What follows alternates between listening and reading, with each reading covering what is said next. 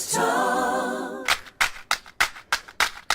Everybody wants to know what's our secret, how we flow. We're dreamers. Let's talk. Welcome to our new. Dang it.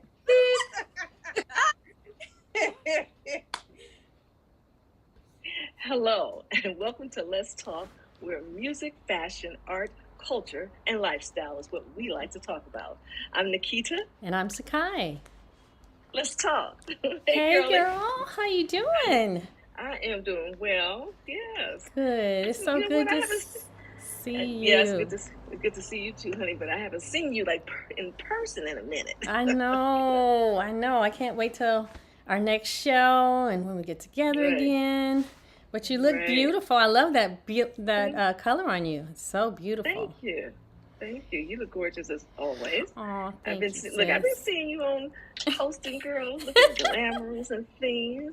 Saying, just always giving us some positive words of love. I love it.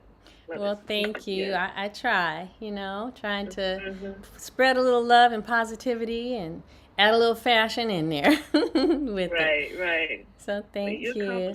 What you been up to, girlie?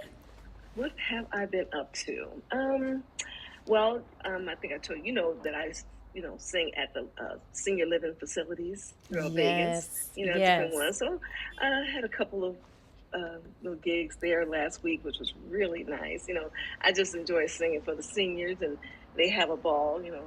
Hearing me sing, and they really get, especially they love to dance. That's oh my gosh, it's so precious, and it's so nice. Beautiful that you get to, spread your love and your light and make people happy, and it's so heartwarming, and I really love that. Yeah. I love that for them.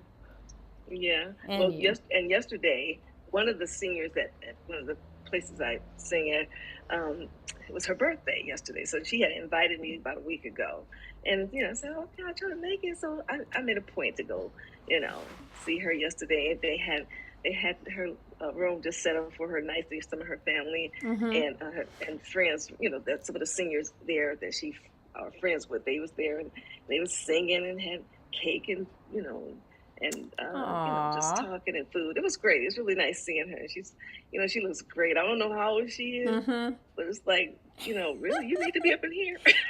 She looks really good. Oh, that's sweet. Really good. That's sweet. And it just feels good when I walk in. Some of the singers there, they be like, "Hi, when you come back to sing, you gonna just come sing for us?" I tell them, just talk to Lindsay. Oh, that's sweet. That's so sweet, Nick. Yeah. Well, I had a nice little trip. I went to see my bestie from 5th grade and Sister Carm. Right. Got a chance to spend about 5 days with her because I hadn't seen her in, I think since our last Train concert in person, where she came out. She's in Houston. And so that was really, really nice. Just really laid back. Nothing, we didn't run all over Houston. Had a few days just to, get out, have a little lunch. We watched some Netflix. I found myself in some new Netflix episodes and movies and stuff that she turned me on to. So that was pretty fun. Yeah. And then I went to see my mom and papa in Little Rock, and much needed. I try to get back every 3 months at least to see them, pour in them, give them some love. And so, it's country. So I just let down my country, put on my, just let it all loose, and didn't have to, I didn't have to do anything, but just, you're at home. Yeah, just be there with them. And Sakai flew out, my oldest daughter, she flew out from New York. To meet me there. So it was fun. I always enjoy that. You just realize, Nick, you're so blessed and fortunate to have your immediate family so close.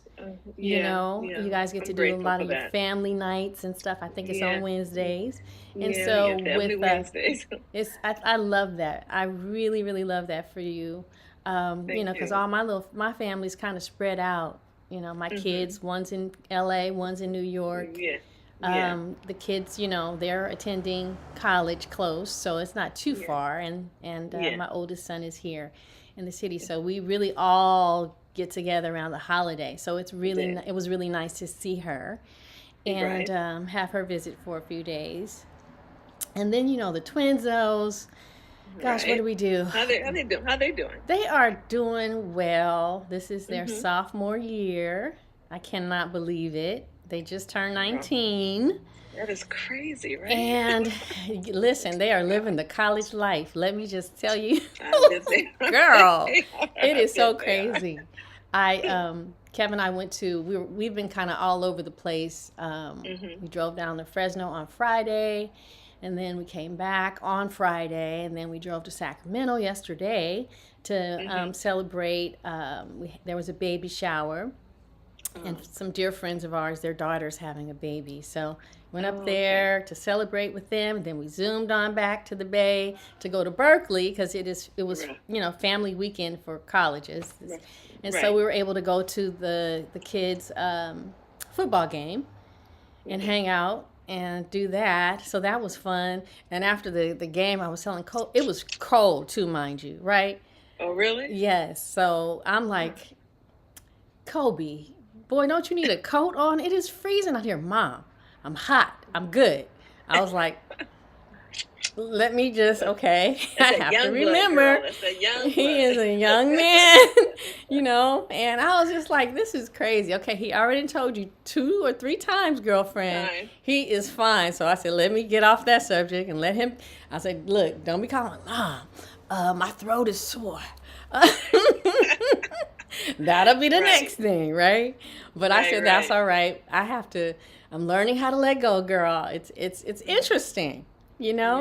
Because, they're little young adults now and really, making good decisions. I can say that. So I'm very grateful for that.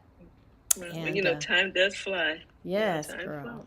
So. And they small and they grow up. And speaking about growing up, my oldest granddaughter, she just turned 11. I couldn't believe that. She's so pretty. Oh my and her gosh. sister... Now, her sister, which is the second to the oldest, because I have 4 grandkids, as you know. Mm-hmm. So Madison turned 10 September 10th. Mm-hmm. And Jasmine was 10. So they're 10 together for a couple of weeks. Oh, right? wow. And so but now she's 11. She turned 11 on the 29th. And we Zoomed, we did our little FaceTime. And I'm looking at her, and Tracy says, look what I bought her for her birthday. She bought her a purse, but it wasn't a little bitty, like a girly, like a baby purse. It was like, she stepped up. I said, oh, and she said, yeah, because she had always put the stuff in her pocket. Tracy said, well, no, we're going to have to change that. So now she act like she was so proud holding her purse. Oh, my goodness. I said, oh, my, they're growing up too fast. Seriously, I cannot believe it. 11 and 10 already. Mm-hmm. And the twins are 9. Man. Yeah. No, they're 8. They're going to be 9 December 23rd. Okay. Actually. So, boom, boom, boom. Yep. Yeah. And she's oh my gosh, she's doing a remarkable job. Oh, yeah, she is. That's amazing. Yes. Very proud of her. Mm-hmm. Yeah. We are so proud of my niece. I'm very proud of her. Well, they're gonna be teenagers in a minute, Lord. Oh my God. Girl, yes. That's Tracy. Get ready, girl. Get ready. Oh my God, yeah, girl. But they're good kids, and they're kids. That's what I love. They're just kids. Mm-hmm. That's what's important. Kids need to just grow up and be kids, because there's so many kids have to grow up too fast. Right. How that goes. So that is so true. So that's a blessing in itself. Absolutely. Mm-hmm. Yeah. So it's a blessing. Yeah. So what else been going on? Mm-hmm. Oh gosh, coming back and getting back in the groove of things, getting our podcast going again. It's been really exciting, preparing for that. And so my little 3 weeks away was definitely, a joy. And so now back to business, so we can get our thing. I'm looking forward to, talking about a few things that we're doing, which one is we'd like to announce that we have made the first round of the Grammy ballot for our song, I Will Always Be. It's in a few categories, as well as our Christmas song, Christmas, Christmas Every Day. That has made it for video and another category, traditional, I think, R&B or something. But and I think the video, we're also in the video category for I Will Always Be as well. So we have, we're very proud of that. For your consideration, for those who are can vote, thank you. And you can always go to our website, which is lesfemmefatales.net. It covers all things Les Femmes Fatales, all the stuff that we're doing. We have a few other things coming up, but we'll announce those, maybe in a few weeks as well. And always proud of our shows that we do. We just did one last month. That was fun. No, August. A couple of weeks ago? Yeah, August. We did a show. So that was fun. Now we're in October. Crazy. But we'll keep you informed. Like I said, just go there. It will take you to all of our social media. And you can also go to Spotify and download our song there. I Will Always Be. It has hit the 100, 100,000? Yeah.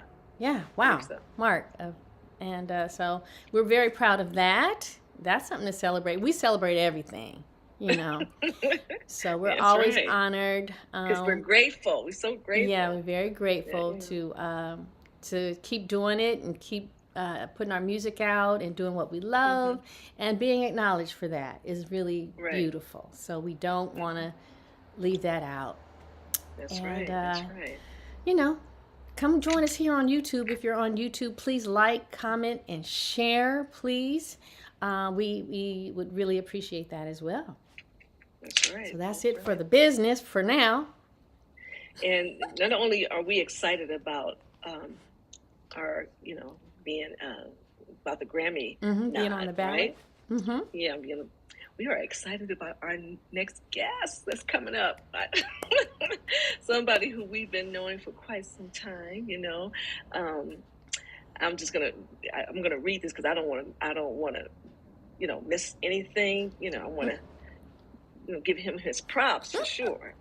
Yes, our next guest today he is a world-renowned bassist, composer, arranger, and producer. He's also a two-time Emmy Award winner. Hear me too, two-time. He's also known for his work in jazz, gospel, R&B, and pop music. Now, I can go on and on about this man who we love so dearly, but we're going to bring him on and let him share his journey with you. So please help us bring on today the one and only, the man himself, Mr. Tony Saunders. Hey, Tony. Ladies, they're so exciting. Bravo. Yes, it's so good to see y'all.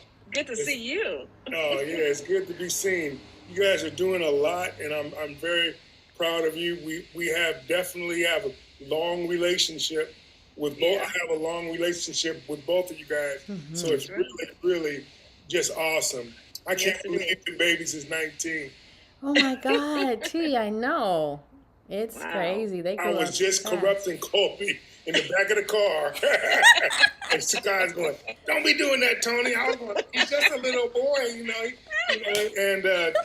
but it's great. I follow the track stuff, that's really, really exciting. Yeah. And Nikita, you have 4 grandkids. That's amazing. 4. That's right. So try this. I have 17 grandkids. Woo! 17? What? 3 great grandkids. Oh, wow. Look at you. Little Tony will be 50 this year. What? And I will be 70. Oh. Wow. Look at you. What a blessing. You wear it so well. What a blessing. God, all the time. I've outlived my guarantee. Oh. Hey, look. Wow. It's not up to us. It's God's timing. Yeah, it is. It's such a blessing. And not only that, you're still doing what you love. Come on now. Yeah, Right. I know. And people still like it. It's like incredible. Really, really wonderful. And we have, I can tell you that thank you for telling me what your songs are nominated in. I also have a song in the first round on the ballot. It's called Swagalicious, which I learned how to be from watching y'all. You know, I get my groove on and be cool. I love that. We have a song for best jazz performance in Swagalicious. Congratulations. The song that Congratulations, Tony. I wrote the song with Mike Monty. You might remember him from Talk. Yeah. I haven't heard that name in a long time. Yeah. We wrote maybe 6 or 7 songs together on my last CD. And Swagalicious, this is the second song that was released, and the first one went up to number 6 on Billboard. And you know, we're really excited about the project. And you know, my first smooth jazz CD was called Romance in the Bass, and this CD is called The Romance Continues. Awesome. Because I'm always wanting to, you know, just make sure that my love is all right. I love that. That's I what I love hear you. that. And truly, you do pour a lot of love into all that you do. So let's chat. Let's talk. Okay, we'll get into getting to know you better. Even though we know you, we're excited to get to know you even more. So, if you would, please tell us where you're originally from and what it was like growing up, Tony. I grew up in San Francisco. I was born in San Francisco, and I grew up in the middle of the. We lived on Page and Ashbury, and so I saw that neighborhood change from a quiet little neighborhood into the hippies all around, and you know, people doing free love. And although I was 10 years old, I didn't know what free love meant. But it was great. It was great. I got to be around a lot of music, and I was always drawn to be my dad didn't have to push me in to play something. I always was going down there to the park to listen to people, you know, and during that time, I listened to Jimi Hendrix. I listened to Crosby, Stills and Nash. I listened to the Jefferson Airplane, Grateful Dead, and then I grow up and then I work with all those groups. So, you know, that was pretty special. Yes. And, you know, I grew up in San Francisco. When my parents split up, my mom moved to LA. So I got to spend 4 years in LA. So I went to junior high school and 1 year of high school in LA. And so, you know, I am a San Francisco person that loves LA. Mm-hmm. You know, because I have lots of friends there. Yeah. And you know, but it was interesting being around all the music. Yeah. And you know, then to grow up and to be an R&B bass player and be around the Grateful Dead, which is like total opposite of that, and to be a jazz guy. All the jazz clubs, I knew the owners of the club, and so I got to go watch like George Duke and Al Jarreau play when I was really young. They said, Tony, don't you be going down there when they go downstairs and do whatever they do, and we don't want you. You can come in here as long as you keep a low profile. So I went into the Keystone, and I got to see all the Ornette Coleman, Stanley Turrentine, Les McCann, just a plethora of really great music. Yeah. And, you know, Nancy Wilson. I remember I saw Nancy Wilson as a little kid. And then, you know, I got to work with her one time at the Grammys. And I got to play with her. And I said, Nancy, can you take a picture, please? And with me, my mom would love it. And she's going, come here, baby. You know? It was just like made me feel. I said, my mom listens to your music every day.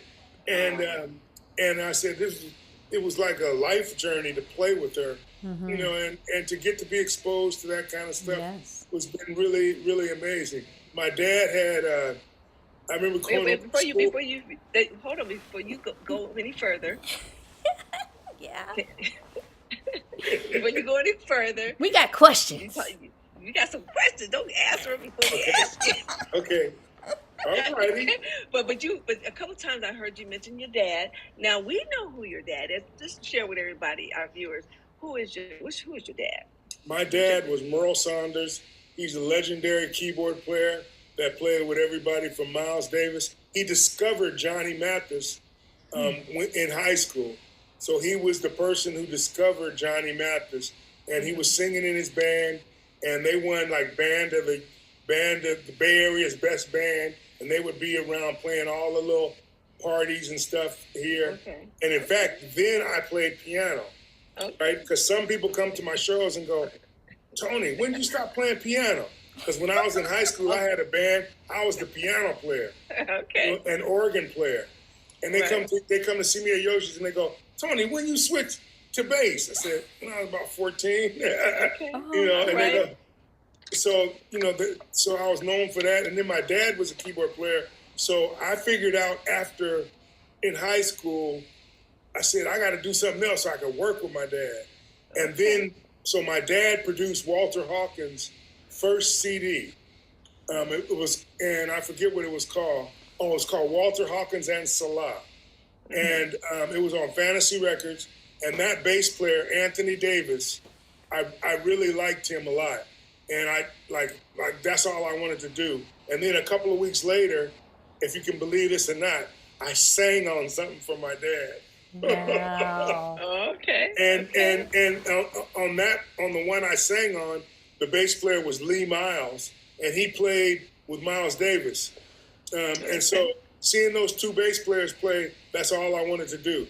I didn't realize that my dad took me to the studio every day, and what he was doing, I could have called Child Protective Services because he locked me in the vocal booth and said, practice that bass. Because, he was kind of upset when I switched from piano. I was, you guys don't know this, but I was the concert pianist for the California Junior Symphony. Oh my goodness. And playing all over the place. I went to the Conservatory of Music. I graduated playing piano, not bass. And so when I switched, I told my dad I wanted to play bass. He looked at me with that look that I didn't want to know better. Had you locked up, huh? Had you locked up in the vocal booth? 3 years later, he was going, this is my son that I had because I wanted him to play bass with me. But I had spent lots of time around George Duke and lots of time around Al Jarreau because my dad worked across the street in Sausalito from where Al Jarreau worked, and George Duke always worked in the city at either the Playpen or the Upper Room.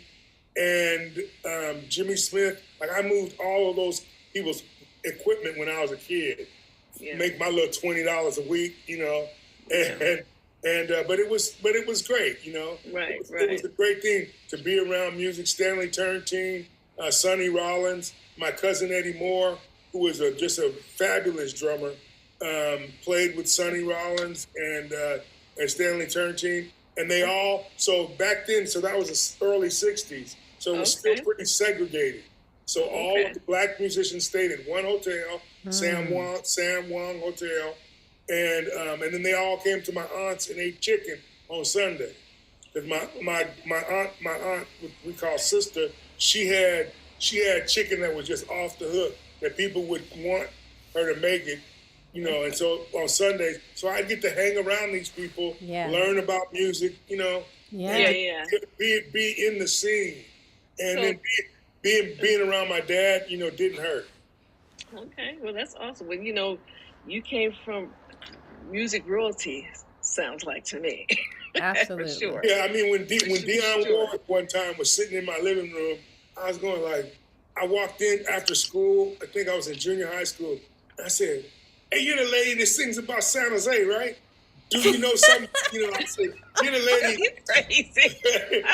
I said, "Yeah." Her husband was playing drums with my dad, right? Oh. And she came up and said, "Time for you to come home. Time to come back to LA."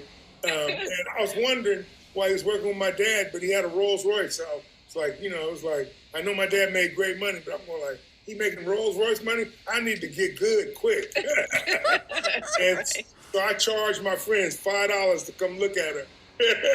Are you serious? Yes. So and they would all come in and go like, wow, that is her. And then they'd run back outside. Oh, so you learned how to make money then too, huh? I knew how to make money from know early that's right. age. Wow. And I think Keita has, she wants to ask you a couple of questions. Okay. Yeah. Well, so it's safe to say that, you've been playing for a long time, starting as a kid. Now, but what age did you start, would I say you became interested in playing the instrument? Like, how old were you actually? Probably about 8 or 9. 8 or 9? Was that the first? My grandmother started taking me. My nana used to take me to piano lessons to Miss Foster every Friday, and and it was like awesome, and I just loved it, and I love singing. So I used to sing in the Buds of Promise at church, and she had pushed me up there. Go ahead, boy, you can sing. I didn't, whether I was good or not, I don't know. But I knew I had a knack for music, and so I had a moment where Herbie Hancock was at my house hanging out with my dad, and I was doing my piano lessons, right? I'm doing my symphony music, but I would always drift off and go into my own thing. And my dad would be yelling at me, boy, get on that lesson. And then Herbie said, no, Merle, listen to him. He's making his own music. And so they made a deal. Herbie helped me make a deal with my dad to say that I could play the music from the symphony for an hour, and then I could do my own thing. And if I played you a song that I wrote way back then when I was a teenager, you would know that it's my music. Wow. Because it still has the same vibe that my music does now. And my first Emmy, I won that when I was... You're jumping the gun. Hold up. Now, Mr. Talkative. Hold up. Now, Tony, you started. Okay, it's understood that you started playing piano first at age 8. You said 8. 8, yeah, I was 8 or 9. So when you picked up the bass for the very first time, how old were you then? 14. You was 14 years old. Now, at 14, did you know that's what you wanted to do? Play bass as a career? Yeah. You did. You knew that? I did, because my dad was working on the movie Clue. Mm-hmm. Okay. And he was doing that movie, and like I saw, and my dad's friends were like Jane Fonda and Michael Douglas, and so I was around that atmosphere. Every day somebody waiting on you, bringing you food. I got used to that. I was like, I think I kind of like this. And so one thing that I did at high school, Mr. Jambruno. Wow, I'm having a good memory there. Mr. Jambruno, because I didn't like to go to the class because it was boring, the music class. So he said, well, Tony, if you can get 0 wrong on the finals, I won't never tell anybody that you never came to my class, because it was boring. And in 3 years of junior high and 3 years of high school, I never missed anything on the final test, because I was thoroughly entrenched with music, both as an artist and learning the theory and writing songs. So I was around it, and then I'm going out on the set with my dad on movies. I saw The Streets of San Francisco with Michael Douglas. Oh, I used to watch that show. Yeah, I'm hanging out with Michael Douglas. Being around those kind of people, I saw that their lifestyle was something that I could get used to, and something that I would like. Well, My so dad beautiful. And so I would play high school dances. I'd play organ. But then when I turned 14, I started playing bass. I think my first bass line I played was doom doom doom doom doom doom doom doom Staple Singing. Oh, yeah. I know. See, I'll take you there. I'll take you there. Yeah, that was my first song. Oh. And then I'll let you ask your questions. I'll tell you some more. Ooh, baby. So we've learned that you were a child prodigy For sure. So that's really amazing. It's you have God worked with me. Yeah, you have a long, like, just you were born into it with your dad, musical royalty, and then you actually having a passion and connection with it, because that doesn't happen. Not necessarily because your dad is, a musical legend, that the kids are going to be interested. They may have a different lifestyle or career choice and stuff, but it's really interesting. So you've told us some of your musical influences, which is amazing. But when did you do your first, when did you record your first album, and what inspired it? My first album, my first solo album, I recorded 11 years ago. And what inspired it is because I was playing with both of you guys in Larry's group, Encore. Okay, I was playing in that, and Larry said, Tony, I know this is boring to you. You need to really step up to the plate and do your own thing. And Larry talked to me, and a friend of mine that I was hanging out with, she was working for Norman Whitfield, Renee, and she said, yeah, you need to do your own thing. So I just put it together and was really focused about it. Wow. And I knew that was what I wanted to do. Right. I knew that I wanted to take that step. Yeah. I wasn't necessarily great at what I was doing, but I've been surrounded by a lot of great people. And so I knew, I could go ask Narda. I remember Narda when he was playing with me at my dad's funeral, at my dad's memorial service. And he said, Tony, don't worry about it. You could fill those shoes. You could do it, And then one time, Narda and I were playing at the Fillmore, and he said, boy, I didn't know you had all that in you. Go ahead. And, he was always, I would always get these kind of messages from people that I thought were, like, great, Yeah, right. And my cousin, I don't know if you know my cousin, was Ray Chu. He did the music for Dancing with, right now he's the MD for Dancing with the Stars. Wasn't Ray Chu also on Showtime at the Apollo? Showtime at the Apollo. Yeah. So, that's your cousin, Yeah, that's so it was Ray Chu and the crew on Showtime at the Apollo. So when I go to New York, I'm hanging out with, I walk into the room that Ray's working with out of this place. Sephora Herman was the lady who ran the place, our play on. But Ray Chu at 16 worked with Melba Moore. You know what I mean? And then at 18 he worked with Ashford and Simpson.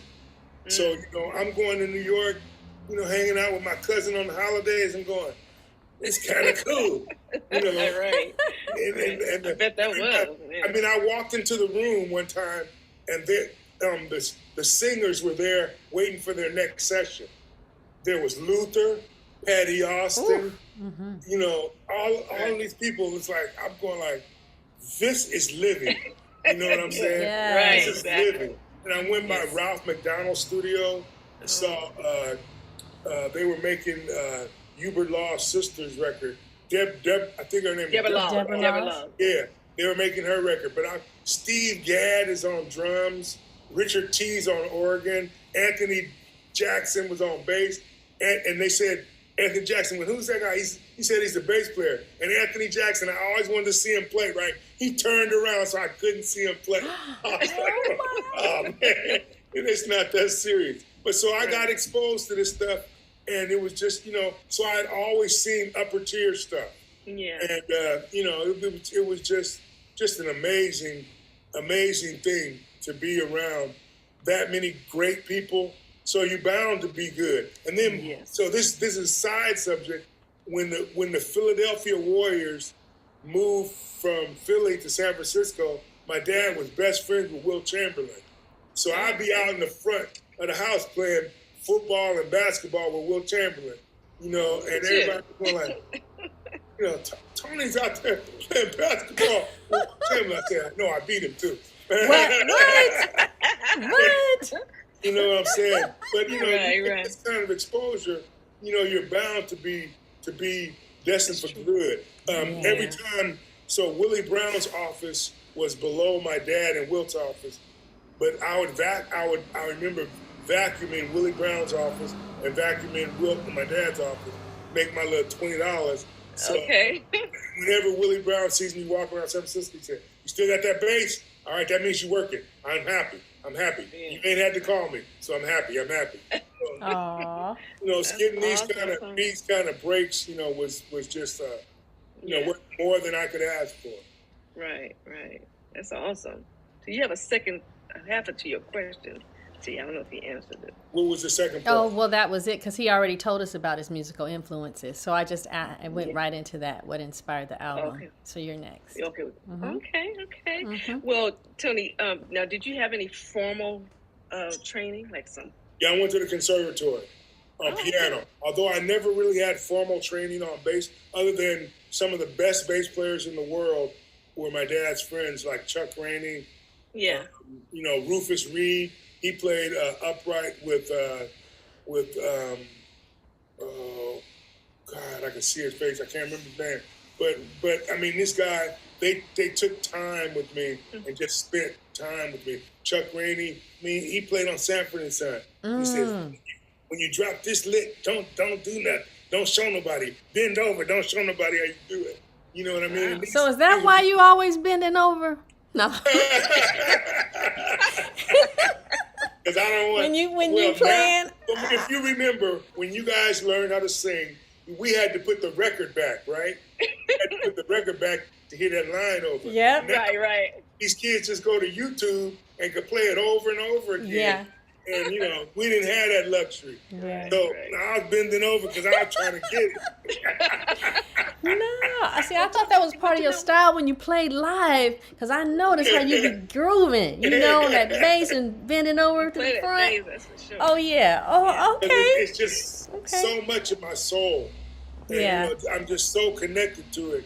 It's just a part of me. Yeah. I've been playing bass now for 54 years. Wow. So that's a long time. That is incredible. But given that you had other people, the bass players that you looked up to, it sounded like to me that you was basically self-made bass. You know what I'm saying? Well, they were whatever.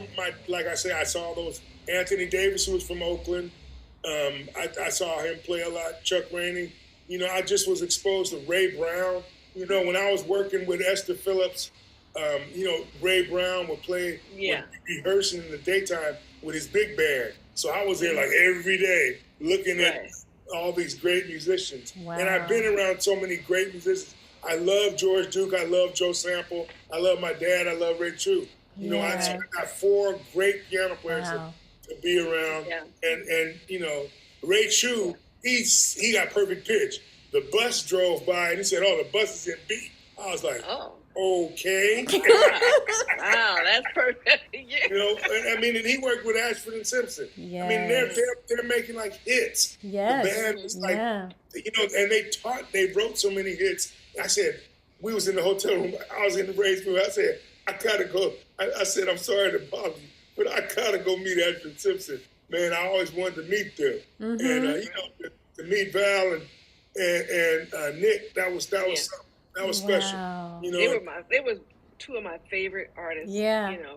Yeah. I just thought she was so feisty and just energetic, and I just love how he just moved on stage. I was just I couldn't wait. Every time I saw him on TV, it's like I was just glued to the television. Yeah. I never had the pleasure of seeing them live though. Yeah. Oh man, live, it was incredible. I can only imagine. I saw him at the Circle Star.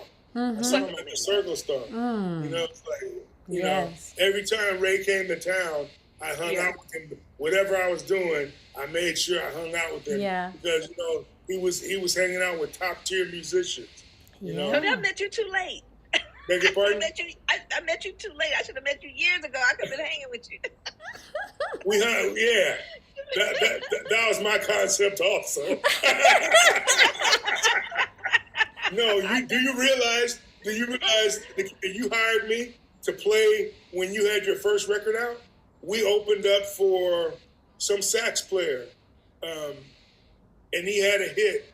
I mean, he's still playing now. He's huge. But we played over at Oakland at the Calvin Simmons Theater. I was in your band. You hired me, and I hired my band to play with you at these. Oh yes, I remember that. Yeah. Yeah, I do remember that. Wow. I forgot about that, but yeah. Yeah, that was when you was on Motown. You had that song that I love. Sweet as It Comes? No, it wasn't that. I always liked Love Light? Was it Love Light? Or what am I I supposed like to Love do? Light, but it was a long title. What am I supposed to do? What am I supposed to do? No, it wasn't that one. It's Some As You Come, Some As You Go, something like that. Sweet as You Come. Sweet as It Comes. Oh. Yeah, Sweet as It Comes. Yeah, Sweet as It Comes. Yeah, Sweet as It that was Comes. a single. That was my song. Yes. That was my song. And I was going like, I'm playing with Nikita, and we playing Sweet as They Come. Yeah. Love it. Yeah. And that was an awesome time. That is, oh my gosh, I'm just like trying to absorb all this. It's so beautiful and just so, it's just so a much joy to talk to you and, learn all these things that we didn't know about you. You just had a life just full of inspiration, and that's, and that comes through in your music. You yourself are inspiring. And with that being said, I'd like to talk to you about your Emmy wins. When did you win your first Emmy? And my first Emmy, I was just learning how to play bass. My dad told me the exact line to play. It was for this PBS special called Soul Is, and the bass line was boom, boom, boom, boom, boom, boom, boom, boom, and it was going to poetry that was said by kids from elementary school in Oakland. Oh. And so we were working for Harcourt, Brace, and Jovanovic. I don't know if you remember those back when we had film strips. Mm-hmm. And they had the little ding, and then you moved to the next film strip when we were in school. We worked for the company that did those. And then they did this PBS special about poetry from the kids from Oakland. And my dad was the MD, and I got to work with him and wrote a little bit of the music. He basically told me what to do. Mm-hmm. And it was bass and the kids doing the poetry. But my dad told me what to do. So we shared an Emmy for that one. Mm-hmm. And then a few years ago, maybe 7 years ago, I was doing the music for this TV show called Digital Journey, which was sponsored by Cisco Systems. And I did the music for that show. So all of the jazz stuff and all of the cool music I did, I won an Emmy for writing Chinese music. So wow. This was about the internet because the internet was late coming to China. And so I went to, remember back in the day, we go to Tower Records, put on the headphones, listen to the music. So I went there all week and listened to authentic Chinese music because it's a different scale than A, B, C, D, E, F, G. It's not that. And then I had to also do ballroom music on that. And that show was sponsored by Cisco, and when I was shocked that it won an Emmy because it was up against some very great music. That's beautiful. Some of the great, guys who I looked up to for TV writing. And man, it was like when they said my name, I was like, And they said, I can only imagine. The people from Cisco were sitting with me, right? And they go, Tony, they just said your name. Go up there. And I'm like, going, for real? I was like, for real? You know I'm not shy, right? Right. So this is one moment where I was like, whoa. Wow. And I thank my parents, and I thank my Nana, because she really had a lot of patience with me. And not only did I get to do everything I wanted to do, but she made sure my music education was there. Made sure that I was in the church, because we had this just great piano player. Miss Leonard was the Mr. Music, but Leon Patillo, who has a church in Vegas, he's incredible. He was like the original Prince. Really nice looking guy. And you might look him up because I think he lives down there. What's his name? Leon Patillo, Patillo. And he's a pastor and just a great musician. And you know a church? I don't know. Just look up his name. I'll look up his name. You'll find him. Yeah. And thanks. Wow! It's just the people I got to be around were so awesome. So I had to be okay. Yeah. You know what I mean? So luck of the draw. You know, my first gig ever was at Keystone. My first gig was with my dad and Jerry Garcia. Wow. So you know. You started right from the start. You know what I'm saying? Right off the bat. Yeah. But my first gig, somebody different hired me, was Les McCann. Les McCann hired me to play. You know, and compared to what? And I really liked him. And then I spent a lot of time with Esther Phillips. Wow. I was with her for maybe 4 or 5 years. And then I was with the Hawkins family for about 8 years. And at the same time, working with Crosby, Stills, and Nash. And David Crosby solo. Beautiful. And it was, talk about opposite. You know, you go from this total environment where where the three of us are used to being, in the comfort of our church, in the comfort of our people, to this Crosby, was like, okay. Yeah. You know, it was just like the wildest thing that I ever thought of, you know. Wow. And, you know, but it was a great experience. Well, we want to talk about a couple of more of your awards. Tell us what song won you the Telly Award. The Telly Award was Black Lives Matter. Yes. I was really excited. I did that song. I called up Mona, and I said, Mona, we have to work on a project together. And she goes, okay, well, we can get together sometime this week. I said, no, I'm headed to your house right now.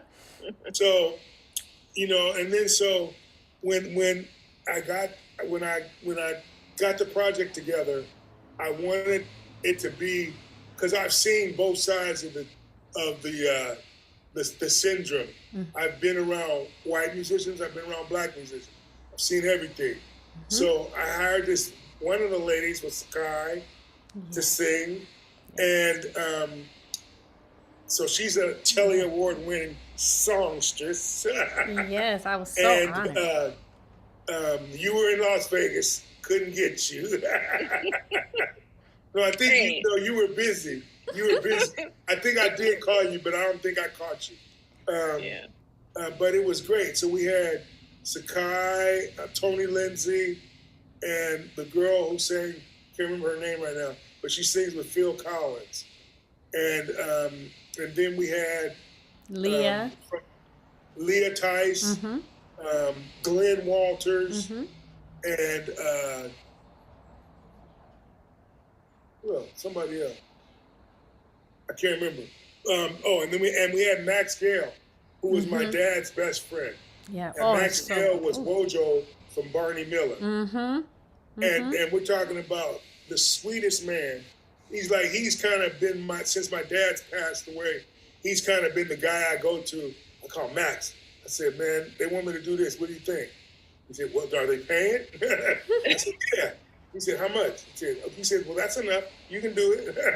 I love it. And so he does the intro to the Black Lives Matter. Oh, so beautiful. And plus too, my cousin Alvin has a limousine company, and that's what I did when we couldn't go outside, or the clubs were all closed. So I drove, because I had never had a job before. So I drove for him. He said it'll be an easy transition from the back seat, Tony, to the front seat. Because you like to run your mouth so everybody will love you. So, Tony, you're crazy. So I drove the limos, but I love sports. So I got to drive Joe Montana, Marcus Allen, Ronnie Lott. It was his clientele was just like, wow. So I met Robert Redford. So I actually got to ask Robert Redford, what was your favorite movie? He says, what do you think? I said, Sundance Kid, which that one with Paul Newman. He said, yep, because Paul Newman was my good friend. Robert Redford got off a plane, and I left and was going to pick up somebody else. He left his briefcase on a bench at the airport. and I went back to that bench where he left it and found it and brought it back to him. Oh, So cool. So it was great to get to spend time around him. Plus, I met so many people in the music industry doing that, driving the limousine. Wow. I got we didn't so know many that. jobs. We did not know that. Yeah, so I'm a learn something new every day. Driver. I never failed a drug test. Oh, okay. So it was great. It was great. But I had to go to my cousin and say, I need a job because all the clubs is closed. Yeah, that was quite a time for all of us musicians. They shut down all of the theaters and we couldn't go to MGM. Yeah. Paramount, everything was closed. Well, we see how blessed you were, too. See? God, what a blessing. My cousin Alvin, he saved me. And, his stellar transportation, they could drive you, too. And if you ask Tony, I could still drive you. Now, one other question with regards to your awards, which is it's the New York Film Festival, right? Award? Is that it? I believe, yeah. Can you tell us briefly about that? Because we have a couple of more questions for you that we want to get in. No problem. That had to do with writing music. So you guys know I'm an okay producer, and I great producer. What's funny is I work with female singers really well, and so we did this project that was just like it had the girl. She's from New York, and she always hung out in Narda, and she just passed.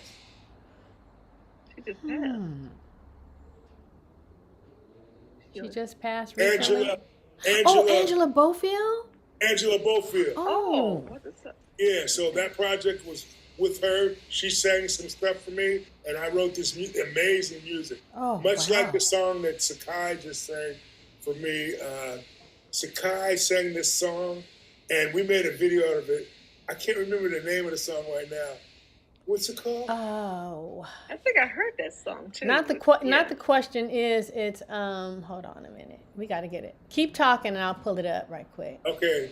Yeah. And Nikita, Sakai sang this song on the first pass. That was cool for me. And she called me. She was in, like you guys was in and out of town working with Train. So she called me back. She said, Tony, I think I could do it better. And I was like, for these reasons. Okay. For these reasons, For these reasons. A great love song. So her and Kevin we went up somewhere in the boons to this studio up by Sacramento. Mm-hmm. And Sakai sang this note on this song, and we were like sitting in the control point. OMG. This girl, she did her thing. She did the thing. Right. And no, she said, because the song was finished. I was ready to mix it. It was finished. She came back after you guys did one of them 30-day runs or something like that. Chop was up. She said, Tony, I need to sing that one more time. And I said, what am I going to say? No. I said, if it fails, I already got a great vocal. Right. I said, come on now. We went to that studio, and I'm sitting there going, oh my God, this lady sung this song. It's so moving. I said, God, I was driving somebody in the limo, and I let him hear the song that I just had finished with you. He gave me $100. No. All right now. He said, that song is like, that song is going to do something. Mm-hmm. And it did. It stayed on the charts for a while. Oh, man. Sakai sang her heart out. I mean, she held this note, and it was like, ooh. And there's this one part in there where there's this little lick that I like that she does. And she said, she did it twice. Because she said, I know Tony likes this. So she did this lick twice. And I said, every time I hear it, I go, I can still hear her saying, I know that boy likes this. Let me sing this part. And it was great. Oh, One of the other things that I just like to share with you guys is I have enjoyed our relationship ever since I met you all. One of the things that you don't know, Nikita, I met Kevin before I knew that was her man. I met Kevin in Cannes, France. we were there for like it's like the NAMM show, but it was like for over in Europe, right? Mm-hmm. Right. And I'm standing there with Michael Axon, and all of a sudden he goes, "Well, you know, my girlfriend is Sakai." And I went, I said, "Is that right?" I said, "Is that right?" You know, and and it just was. We hung out, like brothers, and then when we came back, I went to the wedding and everything down in Jamaica, and that was great, wasn't it? Because that's my little sister. I said, let me go see, make sure you cool, and it was just, but I was like that in time. As soon as Michael Axon said, "Well, that's Sakai's boyfriend," I was like, Sakai, the Sakai that I know? We in France, in Cannes, France. And I'm like looking at Kevin like, that's too funny. Yeah. Because I had never seen Sakai except, as my friend at Jimmy's, at the studio we worked out of, over at Jimmy's in Oakland. Yes. Or at, with her mom someplace. I'd never seen Sakai like somebody. So I'm going like, what you mean Sakai like you? So I'm going like, that's different, okay. But we had so much fun. I know when he came back from France that he told you all about our times. Your Sakai. adventures, yeah. But it was funny because just all of a sudden I'm standing there freezing my butt off in Cannes, France, and he goes, "You know Sakai, don't you?" I said, "Yes, I do." Also, Big Brother. I went into Big Brother mode just like I went into Kid. Big Brother mode right away. Wow. I said, "What you mean you like her?" That's funny. Oh, but it's great. It's great. Yeah. It's been a great, knowing you two ladies and watching you evolve and grow up into yourselves and be fabulous singers. I remember when you got the gig with Train, the kid called me, she said, "Tony, is it cool to take a check from him?" And I was like, "What? Yes, it's going to be good." that I know. I remember we was talking about, I was cracking up, because you asked me, "Who are these people anyway, Tony?" I was like, "Oh, don't worry, it's cool." I think I remember that. Yeah, you called me up. You was like, "Tony, this guy wants to give me a check. Is it cool to take it?" I was like, "Yeah." I said, "You can even come bring it to my bank, cash. It's cool." Because I know his money's good, and they're a great organization. And then you guys got hired by them. You guys had a good run with them. Yes. What an incredible experience! Yes. It was great. I would look, and then I got to see you at Madison Square Garden. Oh my God! And that was just such an experience. Saw you singing with Trey at Madison Square Garden, and it was funny because that was when he first started doing the moves with you guys. And then I watched videos from like a year later, and y'all had them steps down. I was cracking up. But what a guy! What a guy! A business guy, and what a way. A theme for you guys to really see how the other side lives. Now, that was me playing with all these rock groups. I had my own bus, because I wouldn't go in there with the wacky people. I said, I got to be away from that. I can't do all that every day. Yeah. I said, I got to be away. I need to be normal, and I didn't like sleeping on the bunks. So I said, I got to have my own bed. Well, lucky you. So I was in the back of the bus, in the stateroom, and But you guys know what I went through. My little cart. I was laughing seeing you guys' clothes. You see your clothes in them big anvil cases. Yep. You know what I mean? Yes. And that was like. So my funnest gig ever was when I was playing with Buffy St. Marie. I don't even know if you remember her. She was on Sesame Street. Oh. No. I remember Sesame Street. But she also wrote that tune, Beaches, that was sung at the end. She wrote that song that was Until It's Time to Go, which was sung at the end of the movie Beaches. And so we played the Atlantic Folk Festival in Halifax, Nova Scotia. There was people for as far as you could see. There were over 100,000 people there. And, you know, so Buffy St. Marie sang folk music. But my dad was the musical director, Larry Van was the drummer, and I was the bass player.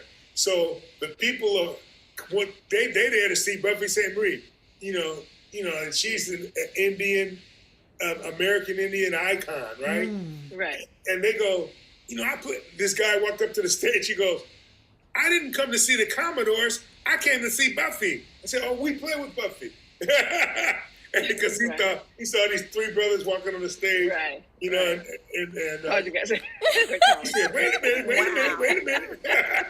hold it. Right. But, you know, that was, but, you know, getting to see some of these experiences, you know, just incredible. Incredible. I'm sure, yeah. Well, your whole journey so far, from what you've been telling us, Tony, has been incredible.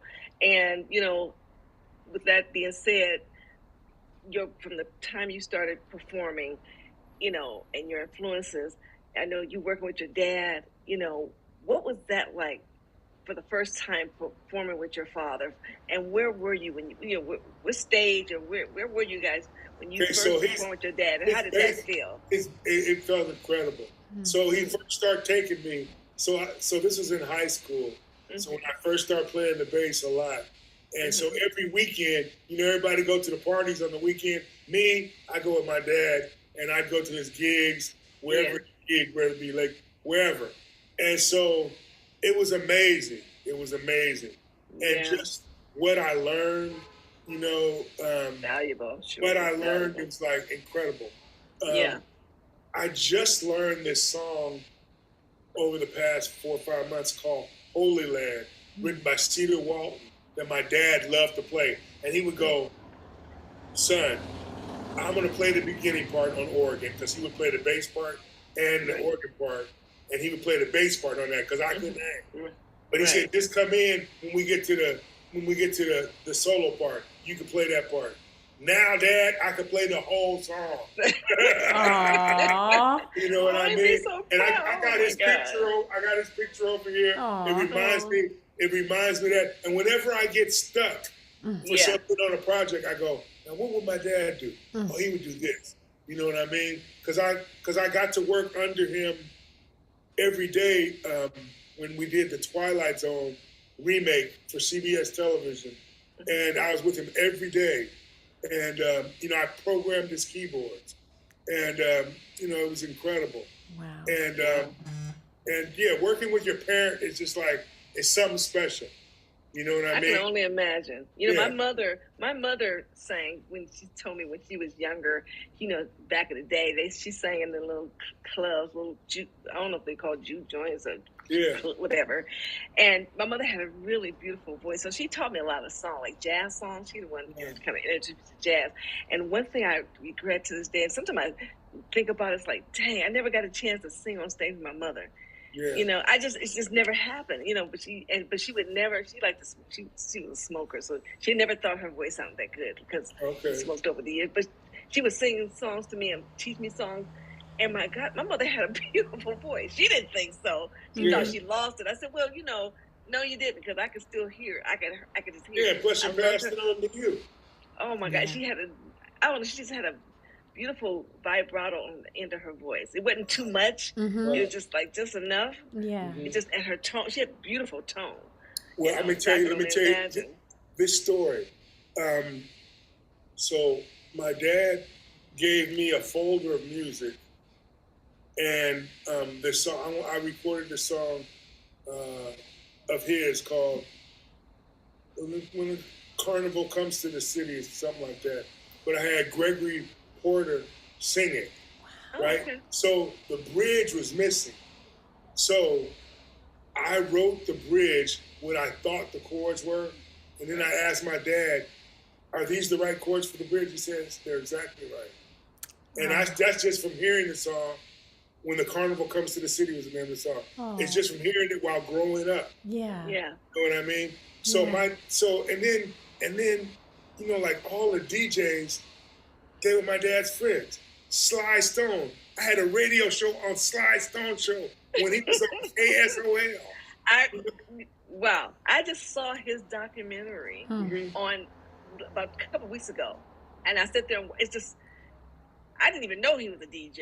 Yeah, he was a DJ. Sylvester Stewart. That radio station. So the last time I talked to him, which was about right when he got that settlement, because we had the same attorney, and so they're driving up Highway 5 to come back to San Francisco, and so he put on my CD because he had my CD in the car, and he called me up. He said, "Tony," he said, "This is Sylvester."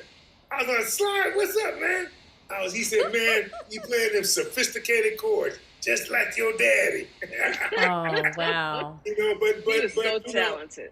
Hey, talented. I went to his rehearsal, and just as a teenager, and just watched that. You know what I'm saying? Before they got famous, when they got famous. George Benson, same thing. George Benson came to my dad and asked my dad, Merle, should I sing, or is that going to take away from my guitar playing? And my dad is going, "No, you could sing because you sing really good and you play really good. They're not going to be distracted." And so my dad had always told me this story about George doing this. So I'm playing with Randy Crawford. Me and my dad are together. My dad was MD for Randy Crawford. It was when they had Street Life out. We played the Nassau Coliseum in New Jersey. And George Benson, we're opening up for George Benson. So I'm going like, all right, let me see how friendly they are. So George Benson came running into my dad's dressing room, goes, "Merle, you think I sang good?" He said, "We here playing the Nassau Coliseum because you did the weekend in LA about a month after he talked to my dad." And he just hugged my dad. They were like so, it was just like, like when you finally see something that puts your mind to rest. Because I'm going like, "Yeah, right, Dad. Yeah, George Benson did. Yeah." It's true. And so, my God, this camaraderie that we call the music profession is touched by people. I mean, getting to work with Esther Phillips. Do you know that she was strung out when she was 9 years old? Oh my God. She had her first hit record when she was 8 with Johnny Otis. We're coming back from Canada or somewhere, and she goes, "Tony, sign this for me, babe." And I'm going like, "Why?" He said, "I don't know how to read or write." Wow. Precious and just, you don't fathom it. Yeah. Muhammad Ali, crazy. Muhammad Ali, he worked with my dad. He had bricks in the back of his truck, in the back of his Eldorado. I'm going, "Why you got this bricks in your car?" He said, "I want to be lowered. I want my car lowered." Bro, just go to the shop. They can do that for you. He said, "For real?" I go like, "Muhammad Ali, you don't know that? He's just a country boy." But what an amazing statement that he made on life. So many great heroes that you've had the privilege of not only knowing personally, but to be able to be on their stages and pour love into what they did, and then of course that having a reflection right back at you, and you being able to bring so much love and light to your music. I never got to meet Martin Luther King, but I met Jesse Jackson, I met Coretta, I met his kids, and I met Ralph Abernathy. What I mean? And had a talk to him, and kind of got a feel for what Martin was like. That stuff, just it changed my life. I'm very mellow. The reason I'm very mellow is because of all the kindness that's been stored in my life. I just did an interview with Narda, and it's about just all the kindness that's poured in. You have to just be like that. There's no other way. Our kids and grands, they all are symptoms of us because they see how we did. I mean, when I was in Encore, we're making the money with Dick Bright, that was cool. But Larry said, "Tony, I have twice seen you asleep playing the bass line. He said, I'm telling you, brother to brother, I love you, but man, you need to do your own thing. Mm-hmm. Yeah. And of course, when I first wasn't playing, I missed it. But after I got my career going, I didn't miss it no more. You know what I mean, I miss seeing everybody. You know, but you know, it hurt because my best friend was telling me you need to do something else. Yeah. Right. I mean, I'm going like, wait, you're my best friend. How you mean you don't want me around?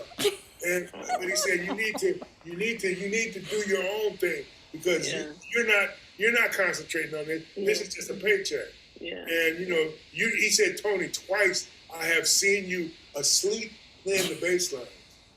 Wow. And I'm not gonna tell you how I knew you were asleep, but I knew you were asleep. I know you, bro. So I thank him for that. Yeah. And I thank him for pushing me in the right direction. And you know, I got all the love from you guys and you know, Margie. Margie, I miss seeing Margie, but I talk to her and her husband, you know, every once in a while, you know. Mm-hmm. So it's great. We built these relationships. I've watched her daughter grow up. I know. The twins, you know, I'm sorry that I haven't been at a track meet, but I think about them and wish them praises every time they're running. Oh, yeah. Because I know that is just something. Yeah, the story of, you know, I know being around Sakai and her husband, I know why Tommy Smith and John Carlos wore those gloves, you know, because that was all she had. One right, one and one left. I used to wonder, why didn't they both have the same fist up? I mean, you know, and I got to learn that. These are things that they were essential to my life growing up as a black man. You know what I mean? And I got to see it right in front of my face. Wow. Yeah. Wow. So beautiful. Really intriguing and just inspirational, and so many things that you shared with us today we didn't know about you, and certainly it's inspiring to others that are listening in today.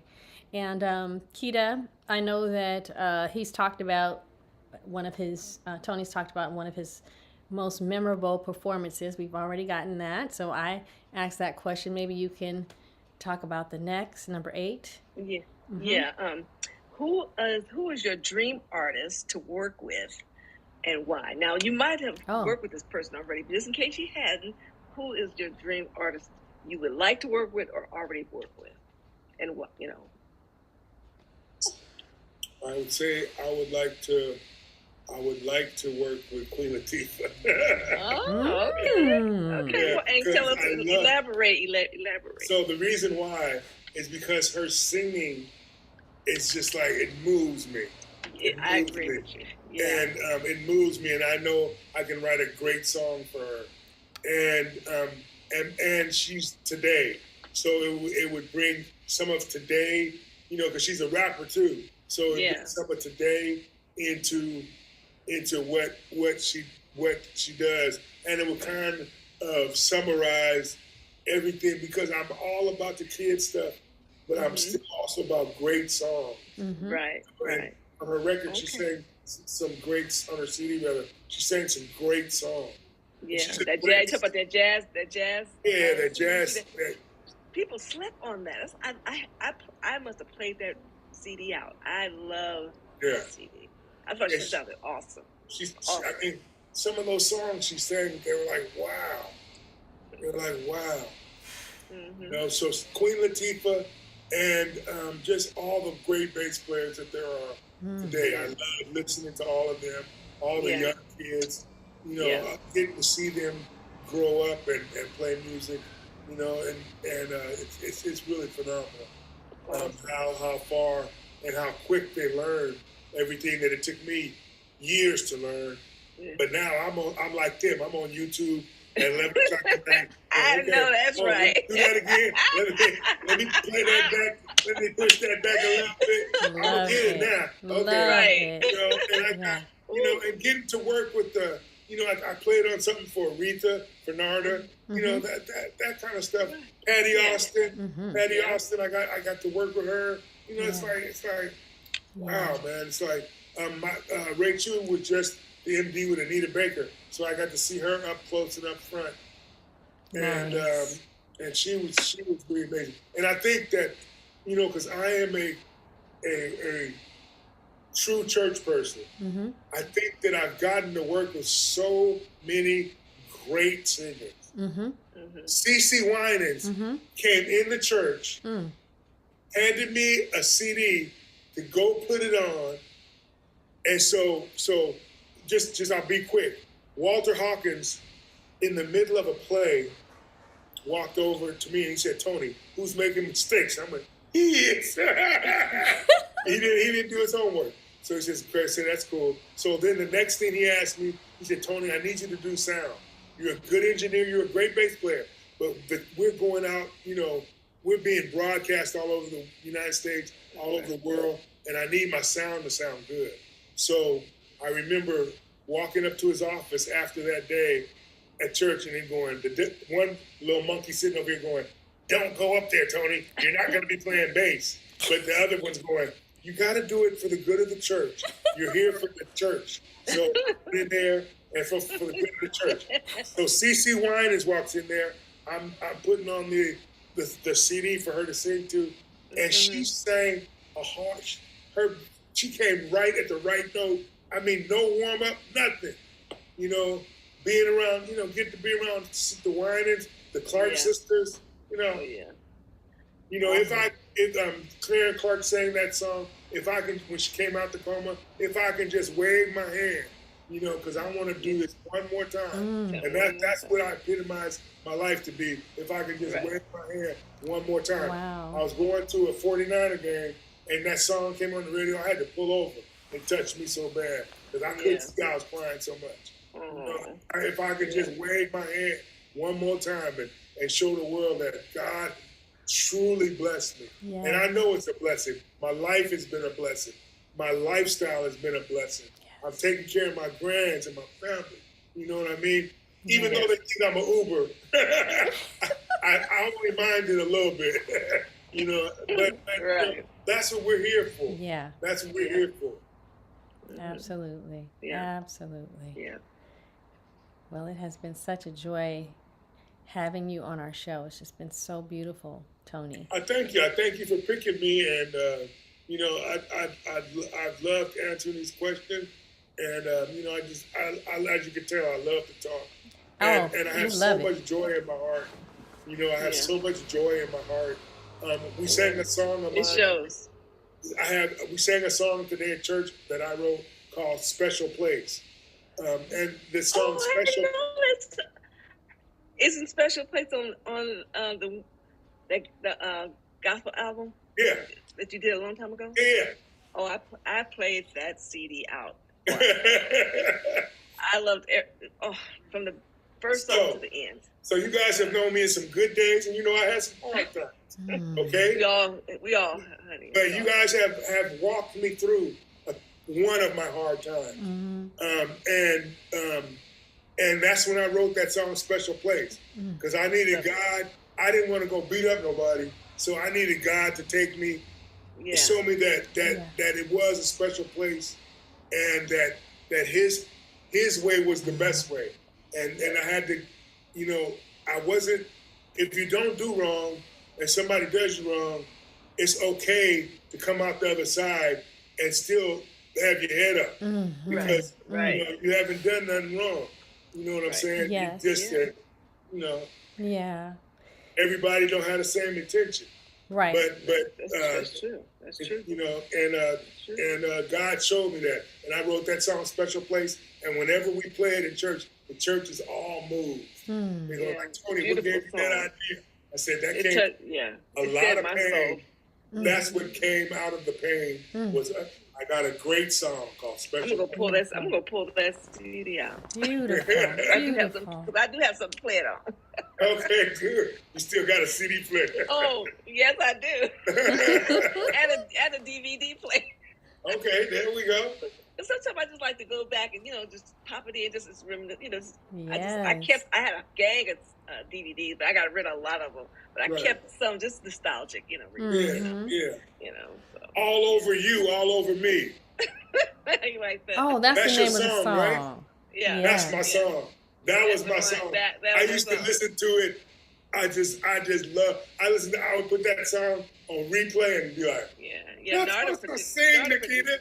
Yeah, Narda produced that on me. Yeah. I remember that. All over you, all over me. God, I'm having a great memory day. Yeah. Oh my goodness. Well, Keita, you want to wrap up our session with Tony today? Well, yeah, Tony, I would hate to see you go, but we've got I got one last question for you, though, before we let you go. Now, you're a busy guy. You're in the studio. You're either in the studio, you're writing, you're traveling, arranging music. Oh, right, you're doing all that. So tell us, how do you balance all that with, and keep a, peaceful home? And keep. Because I take time every day to have Tony time. And you're gonna laugh at this. I ride my bike. I heard that. Every day for an hour. I got like about a 5-mile round trip that I do around my neighborhood, and that gives me a little time. I mean, I go down by the water, so I get to see all this beautiful stuff, and then I come back to work, and sometimes people pay you, sometimes they don't. So I come back to real life, but I enjoy, just enjoying myself. I enjoy just being by myself. Now I'll be in the studio until sometimes 3 a.m, and I enjoy that. And so, but I also enjoy putting my phone in my pocket, getting on that bike, have my little music playing, and go ride, and just be myself. You know what I mean? And can't nobody disturb me. You know what I mean? Right. Now, do you sometimes take your beautiful wife with you sometimes? Yes. Does she ride? Yeah. Okay. Yeah, we have her bikes right there. My bike has more miles on it than my beautiful wife.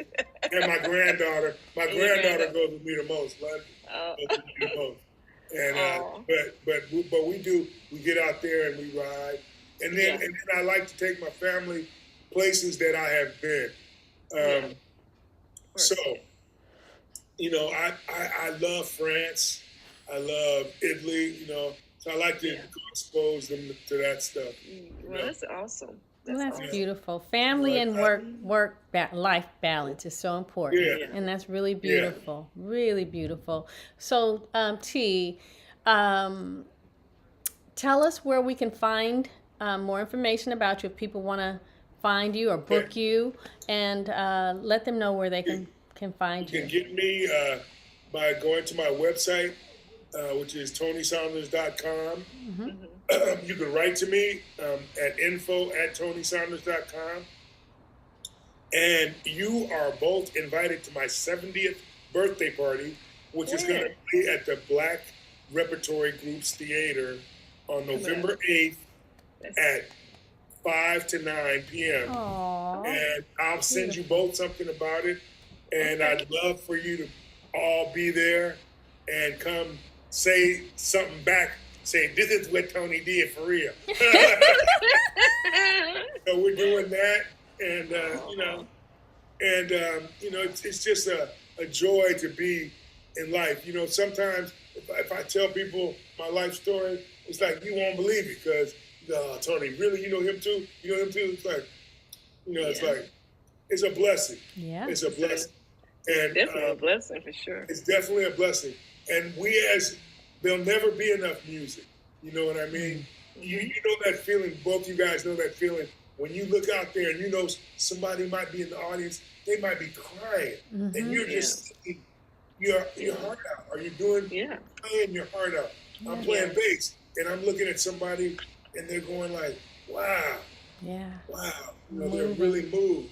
So that's what life's all about. Yeah. That's the beauty of music. It's so universal and it's it's just I don't know, it just feeds your soul. Truly. It just feeds your soul. Truly. You don't feel good about a song, either the song is not a happy song or something wrong with the person. Yeah. That's how I look at it. Yeah. It just the melody lingers on. Yeah, love that. And the melody lingers on. So when I'm playing bass and playing these melodies, people are like, they're into it. You know what I mean? And if I change it, they go, Tony, on the other show we saw you played that differently. I said, oh, I did? You know, the record is the record. And, you know, we've grown. Music has grown. And it continues to grow. Yes. Well, Tony, you know, we hope you continue to keep doing what you do because you do it so well. And you've been doing this for a long time. And I just, you know, there's always room to do better. We all can do better. You know, we get better with time. You're like fine wine. Look at you. Looking good. Look at you. Looking good. Playing good. All of that. You know, it's amazing that I'll be 70 years old and I'm still doing what I love to do. You know, as a teenager. You know what I mean? Yeah. And well, you keep doing it. It's definitely a blessing. Yes, it is. And we thank you so much for, you know, taking the time out to join us here on Let's Talk. And we hope we get a chance to, you know, talk to you again on our show. You will. I'll call you. Yeah, I got your phone number. No, well, you have to call us and we have to catch up with you because you're so busy. Yeah. It's just a good thing. Good. I go a little slower, and I take my time and I enjoy stuff. I heard that. You know what I mean?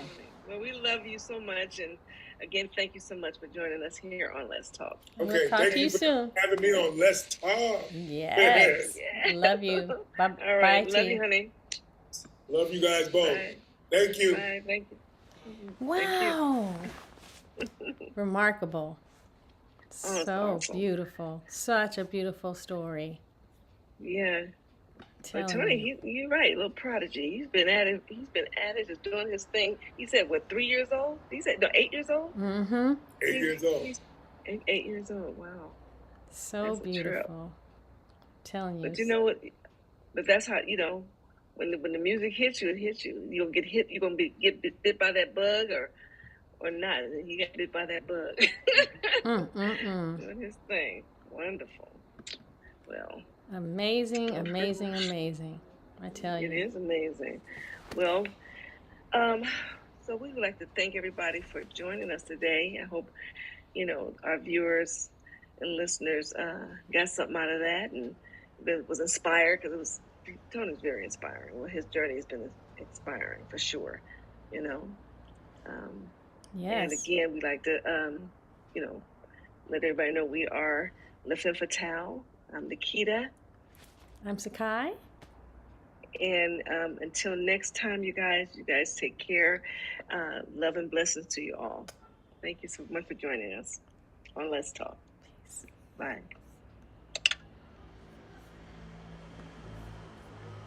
Let's talk.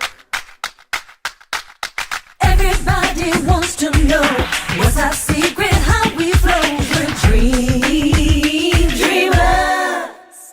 Let's talk. Welcome to our new. Dang it.